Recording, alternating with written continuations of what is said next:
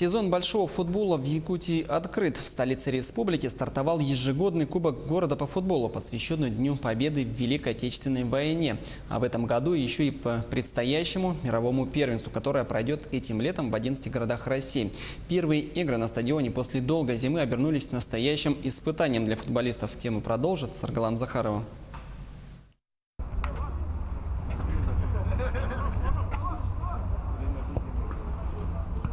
Местами все еще не сошел снег, газон скользкий. После непогоды не успел просохнуть. Первые игры сезона стали настоящим испытанием для футболистов.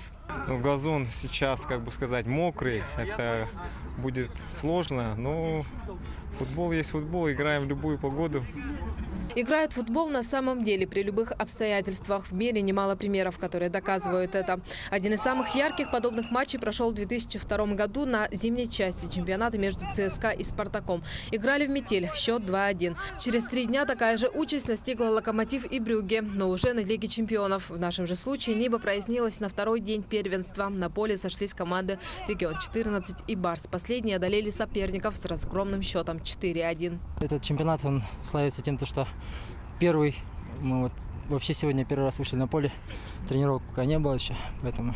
Ну как себя ощущаете после долгого Хорошо? перерыва? Не, нормально. А само поле? Само поле, конечно, бегать очень много, совсем другое. В мини-футболе ты больше челночишь, а здесь надо бегать как спринтер, я не знаю.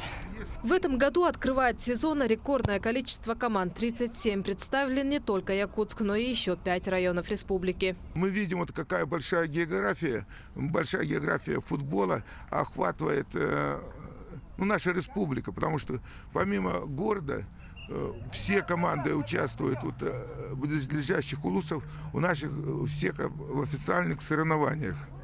Кубок города – это шанс проявить себя. Играют на одном поле команды всех лиг, но и правила для всех одинаковых. Проиграл, выбыл из соревнований. Таким образом, в финал пройдут только 3 команды.